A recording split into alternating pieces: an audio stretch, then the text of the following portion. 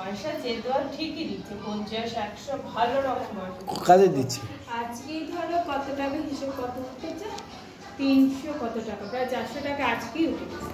তাহলে মানুষ ঝুলনটা তাহলে আমি কি বলছি ওখানে ছোট্ট করে করবে বলবে যে এটা দেখে যায় বাচ্চা মানুষ জন্য করে দিয়েছে পয়সা কিছু দেওয়ার কথা বলবে না।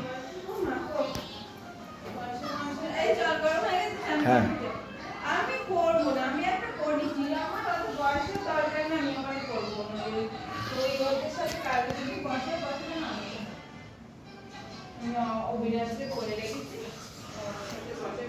আমি